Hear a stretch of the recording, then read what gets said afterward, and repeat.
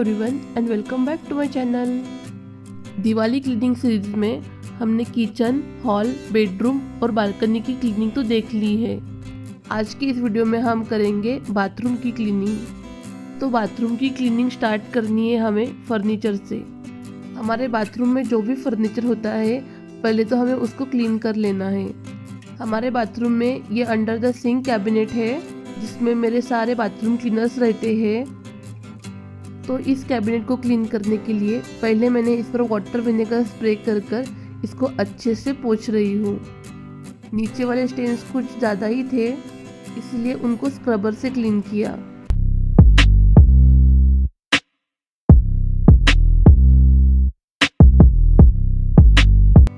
हमारे इस कैबिनेट में पहले यहाँ से पानी गिरता था और उस पानी की वजह से कैबिनेट पूरा गंदा होता था। तो हमने ये कुछ ही दिनों पहले फिक्स किया है। उसके बाद अब इस कैबिनेट में मैं पेपर डाल रही हूँ एज अ लाइनर।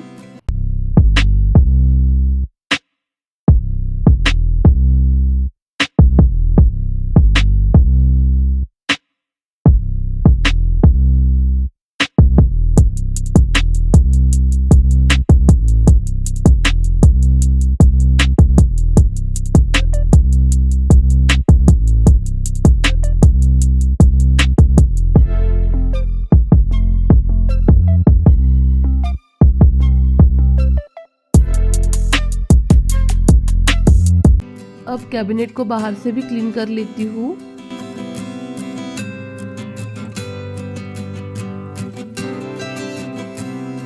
उसके बाद अभी बाथरूम में लगे हुए एग्जॉस्ट फैन को क्लीन करना है। तो इसको भी क्लीन करने के लिए मैं वाटर विनेगर यूज़ कर रही हूँ। और यहाँ पे कुछ ज़्यादा ही चिकनाई है इसलिए यहाँ पर मैंने थोड़ा सा डिश वॉश लिक्विड लेकर स्क्रब से उसको क्लीन कर रही हूँ। कौन सी भी चिकनाई डिश वॉश लिक्विड से बहुत जल्दी निकलती है। और अब एक अच्छे क्लीन कपड़े से फैन को पोंछ दूंगी। उसके बाद ये विंडो के कांच ये रिमूवेबल होते हैं तो उन्हें निकाल कर मैं उनको अच्छे से वॉश कर लूँगी। उससे पहले विंडो में से बाकी की धूल सारी निकाल देती हूँ।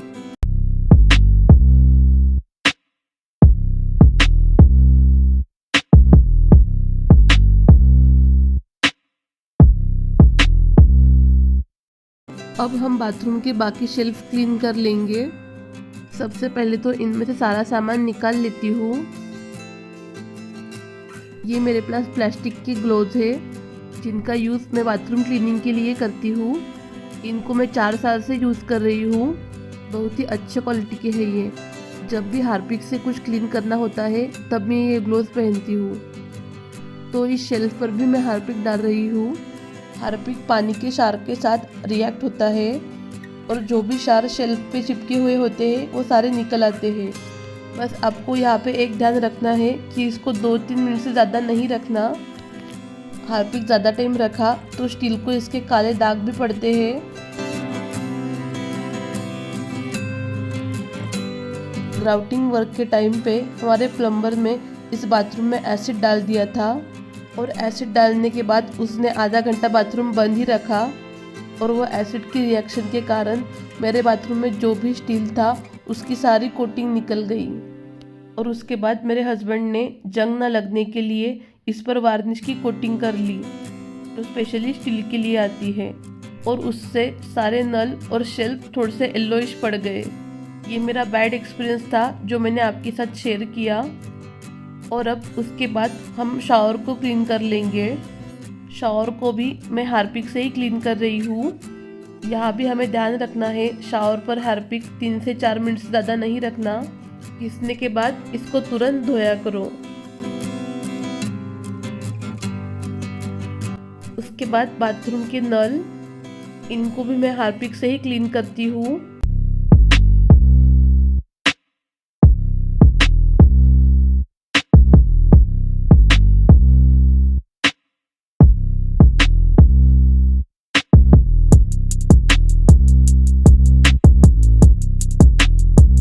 उसके बाद ये फ्लश टैंक का बटन ये भी स्टील का है और इसको भी मैं हार्पिक से ही क्लीन करती हूँ। सारे नल, शावर और ये बटन, इनको क्लीन करने के बाद इनको मैं एक सूखे कपड़े से पोंछती हूँ ताकि उन पर पानी के दाग फिर से ना पड़े। उसके बाद अब हम क्लीन करेंगे वॉश बेसिन। तो वॉश बेसिन क्लीन करने से पहले यहाँ पर जो हैंड वॉश की बोतल है इसको मैं पहले क्लीन कर लूँगी। इस पर भी बार बार पानी उड़ने के कारण यहाँ पर पानी के क्षार होते हैं। उसके बाद वॉश बेसिन पर हार्पिक डाल के उसको अच्छे से घिस लेती हूँ।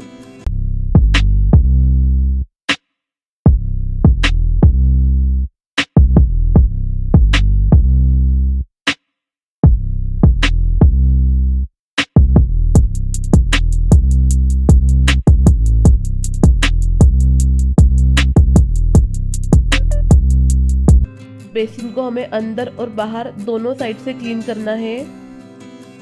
उसके बाद इस नीचे के काउंटर टॉप को हमें भूलना नहीं है, इसको भी मैं हार्पिक से ही क्लीन कर रही हूँ।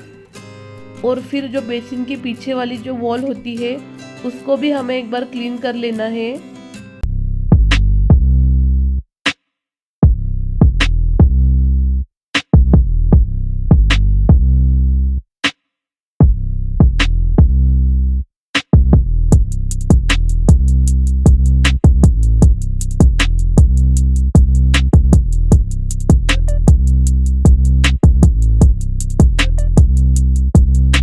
और अब हम क्लीन करेंगे टॉयलेट सीट।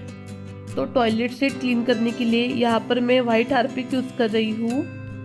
वाइट हार्पिक में ब्लीच होता है, भूलकर भी वाइट और ब्लू हार्पिक को मिक्स ना करें, नहीं तो उससे क्लोरीन गैस तैयार होता है जो कि बहुत ही खतरनाक है।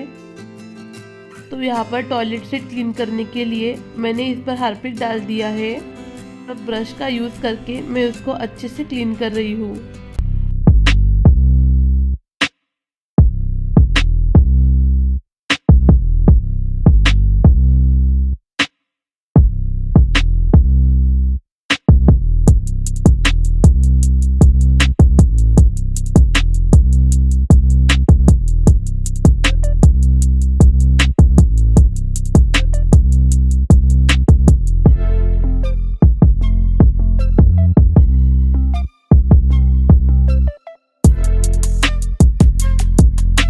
टॉयलेट सीट को हार्पिक से घिसकर मैं इसको 20 मिनट के लिए रख दूंगी।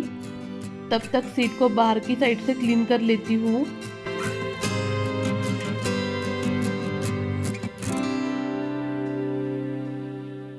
उसके बाद ये अवैन का टॉयलेट सीट, इसको भी एक बार हार्पिक से डिसइंफेक्ट कर लेती हूँ। और अब जो बाथरूम का जेट होता है उसको भी मैं हार्पिक से ही क्लीन कर रही हूँ। इस पर भी बहुत क्षार जमते हैं और हार्पिक से ये एकदम अच्छा क्लीन हो जाता है। इसे स्टील का होने के कारण हमें इसको तुरंत धोना है।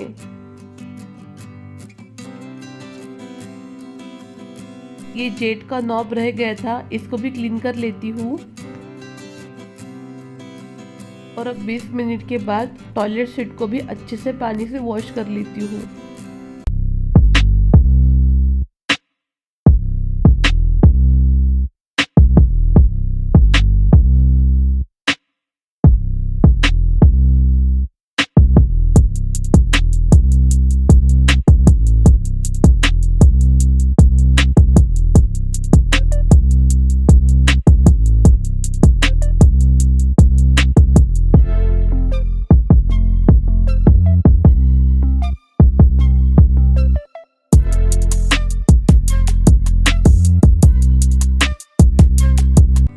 और अब ये फ्लश टैंक के ऊपर ग्रेनाइट लगाया है, इसको भी क्लीन कर लेती हूँ।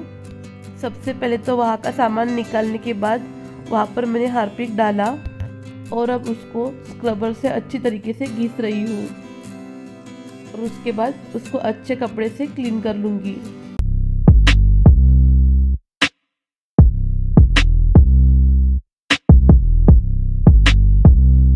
उसके बाद आता है ये ब्रश होल्डर, जिसके बॉटम में पानी के क्षार जमते हैं।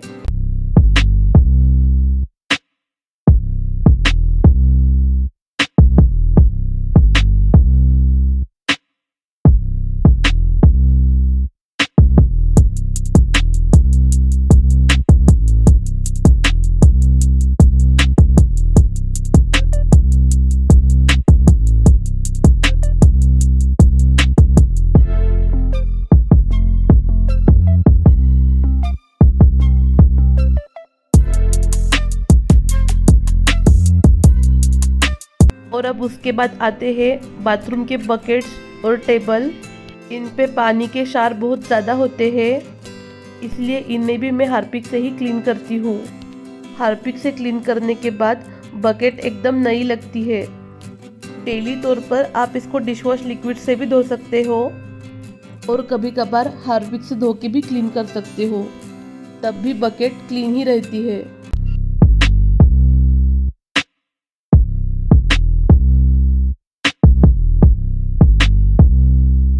उसके बाद इस बैठने के स्टूल को भी मैं क्लीन कर लूँगी। इसमें भी बहुत ज़्यादा क्षार जमते हैं, तो इसको और बकेट को टाइम टू टाइम क्लीन करना बहुत ज़रूरी है।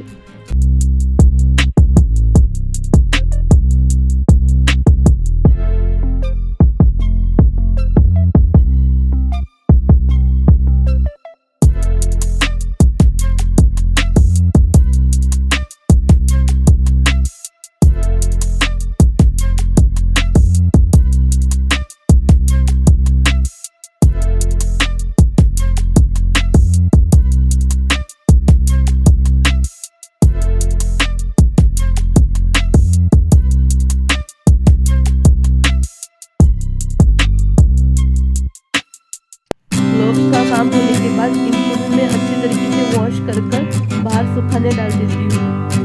और अब आती है बाथरूम की टाइल्स।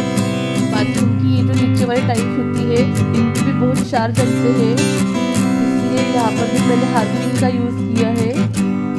हार्पिक डालकर उसको स्क्रबर से अच्छी तरीके से घिस रही हूँ और इस फ्लोर स्क्रबर से ये टाइल्स भी बहुत अच्छे से क्लीन होती है। एंड ओह, क्या हो गया, स्क्रबर का डंडा जंग लगने की वजह से टूट गया। और अब मैंने जो नीचे टूटा वाला था उसको निकाल कर ऊपर वाले पार्ट को फिर उसमें लगाया।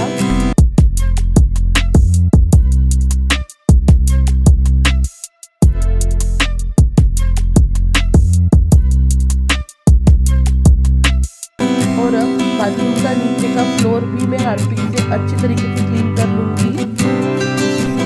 एक रेड वाला हार्पिक भी आता है, तो मुझे ऐसा लगता है कि रेड और ब्लू हार्पिक में इतना कुछ ज़्यादा डिफरेंस नहीं है, बस कॉन्सेंट्रेशन का फ़र्क है। ब्लू वाला ज़्यादा कॉन्सेंट्रेट रहता है और रेड वाला कम।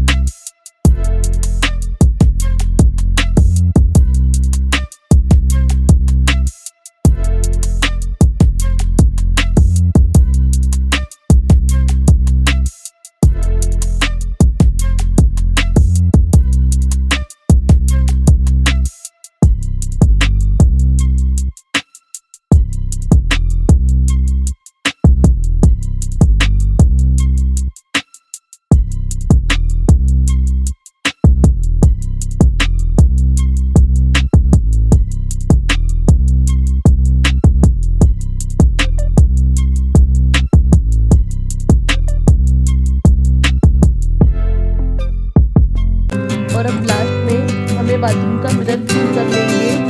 मिरर क्लीन करने के लिए यहाँ पर मैं कोलिन यूज़ कर रही हूँ। मिरर के साथ साथ ये जो फ्रेम लगाई है इनको भी क्लीन कर लेती हूँ।